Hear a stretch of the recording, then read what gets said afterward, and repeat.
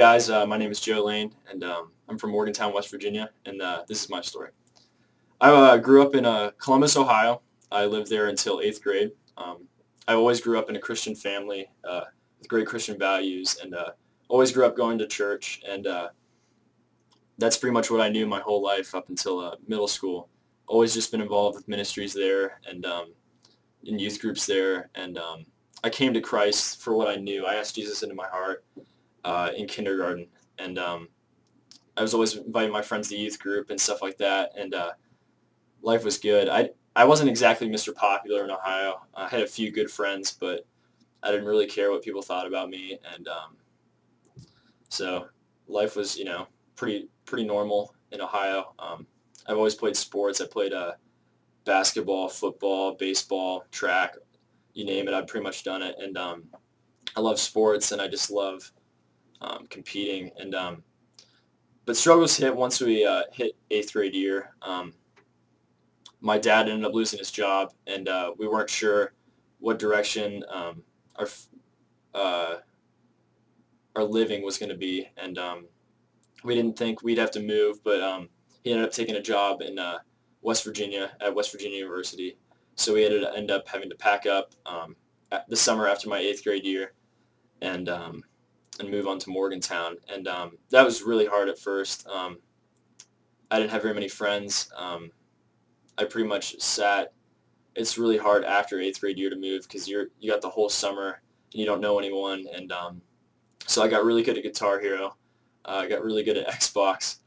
And that's pretty much what I played all summer in my basement. And I was kind of depressed. I didn't have any friends, and it was just like, this move sucked, and this is gonna be really hard. And but it started to pick up afterwards. I started getting involved in youth group at our church, Chestnut Ridge, and I found out that my youth pastor was actually the freshman football coach of the high school I was going to. So that worked out really well. And I went out for football my freshman year in August, and I started meeting some guys, and it was really good because really good for me, just boost my morale. And but after a while, after football was going really good, my coach needed someone to play quarterback because we didn't really have a quarterback, and he wanted me to play quarterback. I was like, all right, and I ended up doing actually really well. So like that just instantly just made me become Mr. Popular on the team and in school. Just meeting all these people, I thought I was the coolest kid ever now. I was finally popular. I really started to care what people thought about me. I had this image that I felt like I needed to protect, and that was when I really started kind of living a double life. I had my church friends here, and my football friends here, and my school friends here, and I didn't want those lives to touch it all because I was so self-conscious that I would lose this life over here if they found out about this life over here. And I just lived a double life pretty much all the way up through high school. And freshman year, being the quarterback, I felt like I had an image that I needed to protect. I felt like I had a different girlfriend like every week. It's just like it was just like, it wasn't even relationships. It was just like, all right, will you go out with me? Okay, and then let's break up. It's just like, it was just an image thing. I had no attraction to them at all, but I just used them for fame and for satisfaction and stuff like that. And that kind of seemed to go all the way through freshman year, and freshman football went really good, so that just kind of boosted my ego, and I just thought I was the best. I thought I had all these things like fame and popularity, and that's what I felt like I needed to protect. And so freshman year, it seemed like after a while, all the girls kind of just figured out, hey, this dude's no good. He's just using you and I got this bad rep, and no girls would go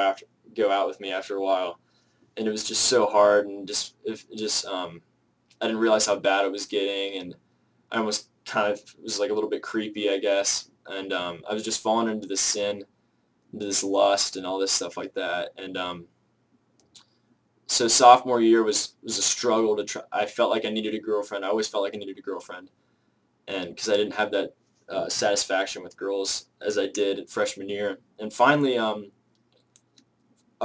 sophomore football went well again. I played quarterback again for the JV team. We did really well, and just continued to boost me living for the world and living this double life, and not wanting these two lives to meet at all. And so that's going on. I finally find a girlfriend at the end of sophomore year, Erica, who was also a Christian, so it was kind of cool, but Christ was not at the center of our relationship by any means. It was great at first, and after a while, we dated about a year, and there was just struggles. After a while, we fought, and like this problem with lust that I had, I would flirt behind her back, and I really just kind of destroyed our relationship. And I got very protective because I didn't want to lose her, because I didn't feel like any other girl would want to go out with me and stuff like that. And so that's going on. And that's starting to kind of break off, and it wasn't good, and I was really sad about that, really depressed, and because I really liked her. And so junior year hits. I'm still living for the world. I'm still living this double life. I still don't know my true identity. I didn't. I just thought that this world was all that it was, and that this is the only thing that could produce satisfaction. And so junior year hits. I ended up being able to start on varsity as a receiver and safety, and it started off really good. But once I broke up with Erica, my mind wasn't in the game. I didn't play very well, and I just made a promise to myself that I wouldn't have a girlfriend next football season because this is just bad, and it was just not good. So the rest of junior year, I still was living for this world, living for impressing people, and I would hook up with girls all the time because I felt like that's what I needed for satisfaction, and I was just using them and using everyone I was just looking out for me pretty much. And still going to youth group, still love hanging with those guys, but I didn't want them to know my school friends, and I didn't want my school friends knowing my youth group friends. And so senior year hits, and it seemed like everything was been taken away from me. All my friends started smoking weed and drinking, and I just am so grateful that I never got into that. But so that's going on. My youth pastor ended up leaving, which is just a heartbreak for me because we were really good friends, and I didn't know what to do. The only thing I could turn to was girls, because that's all I knew. That's all I knew that would produce satisfaction. So I thought. And so I didn't go to youth group anymore because my youth leader wasn't there, and I ended up getting a new girlfriend after football season, Haley, and she was an awesome girl, awesome girlfriend. But we'd just been doing things, that God wouldn't be happy about, that I wouldn't be happy about, And but senior year is when it really started to turn around in my heart as well. I remember I was at a UHS girls soccer game and just watching, and I met this guy named John, and he was a leader at Young Life, and I heard about Young Life before, but I never really got involved in it because I was in the church youth group. So I get involved in Young Life, and I just get to know my leader really well, and we hit it off pretty well. We had a lot in common. So I started going to that. I loved it, and I knew that there was something different about these leaders that I wanted, and they had this like joy in life that I wanted, and I didn't know what it was. And so that's continuing to go on. I'm still living this double life. Still not really trying to impress my friends anymore because I really didn't hang out with them much anymore after that. And I started working a lot. I didn't end up going to Young Life too much my senior year, but I started getting involved in a Bible study called Campaigners, which is Young Life's Bible study on Wednesday nights. And I just remember I got involved in that a little bit, but not too much. And it was good. It was good, but still I had to work a lot and didn't get to go to it too much. And this is like a busy time in my life whenever I had to pick what school I was going to. and I decided to pick Liberty. I kind of wanted to get out of West Virginia and fresh start.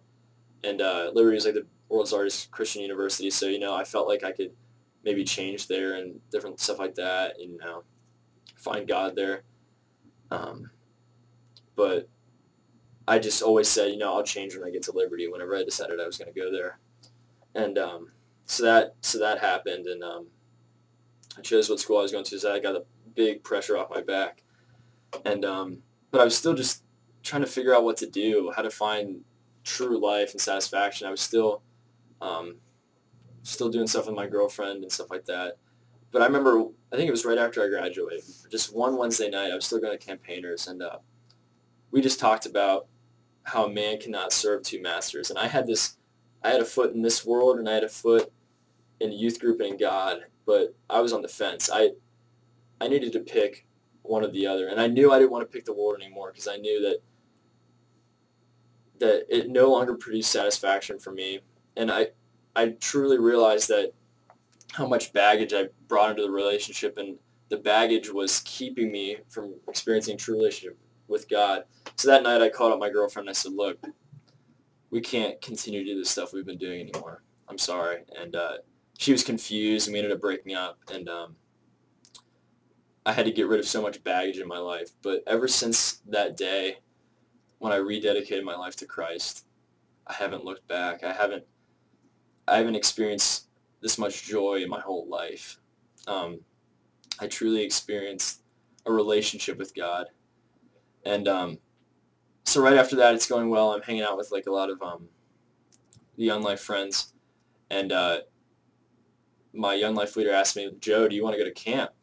We have an extra spot. I'm like, heck yes, if I can get off work, because I've been working a lot that summer, and I didn't think that I'd be able to get off for a whole week because I was working for a kids camp. And by the grace of God, I was able to get off work, go to camp, go with my best friend, and it was probably the most amazing week of my life.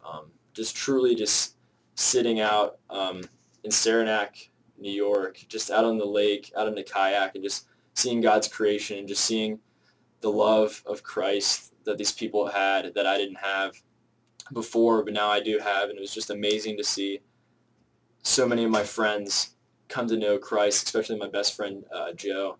And I knew from that moment that I can't look back. I have to press on for this. I need to do the same thing that my leader did for me. And I've never experienced Christ like that before, just how true and how loving he was on that cross. And that God, for so long in high school, God was waiting for me just to turn back to him.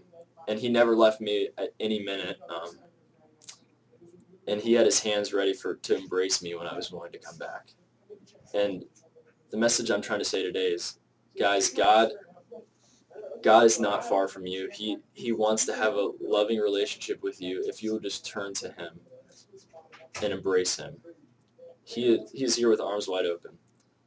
And I can't tell you enough how blessed I have been just with community and just growing in Christ, and how far I've come with these few short months just by the grace of God, and just allowing me to just enter into his family. And I never thought in my wildest dreams that I'd be leading Young Life now. How much I've grown over this semester, and just now I'm going to be able to make a difference, help God make a difference in kids' lives, and like what my Young Life leader did for me. So my story's not over yet. I still got a long journey ahead of me, but I can't tell you how much I enjoy reading my Bible. I enjoy just spending time with him, and it's truly a relationship. And so that's my story. God bless.